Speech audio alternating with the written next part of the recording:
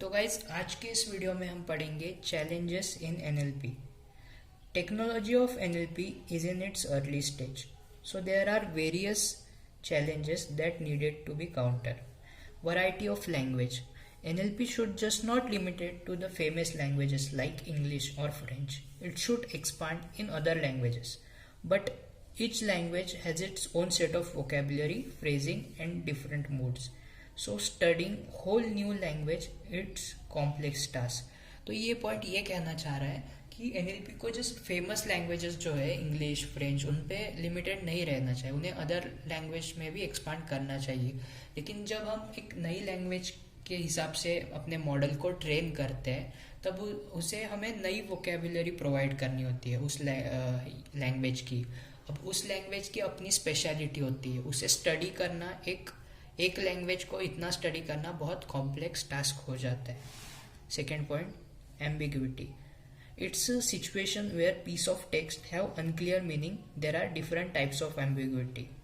तो last video में भी हमने इसके बारे में स्टडी किया कि जब टेक्स्ट का मीनिंग अनक्लियर होता है तब एम्बिग्यूटी ऑकर होती है. हमने डिफरेंट टाइप्स की एम्बिग्यूटी देखी, जैसे कि लेक्सिकल एम्बिग्यूटी, सिंटैक्टिकल, सिमेंटिकल, एनाफोरिक और pragmatic ambiguity. Third point, misspelling. Finding out a misspelling can be a easy task for humans, but for machines it can get tedious job. A NLP system should be able to find out misspelling. तो जो गलत spellings होती है हम humans के लिए वो identify करना थोड़ा इजी टास्क हो जाता है, लेकिन हम NLP मॉडल को इस तरह से ट्रेन करना चाहिए कि वो भी ऐसे प्रॉब्लम्स को आइडेंटिफाई करे. ये एक चैलेंज है NLP का. False positive.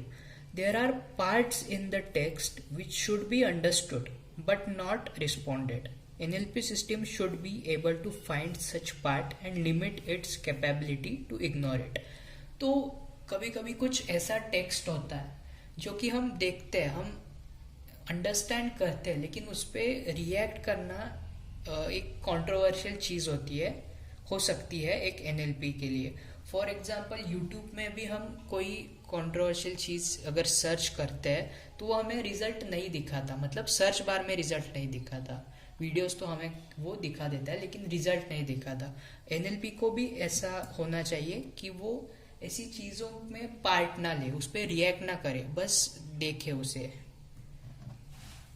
Keeping conversation moving.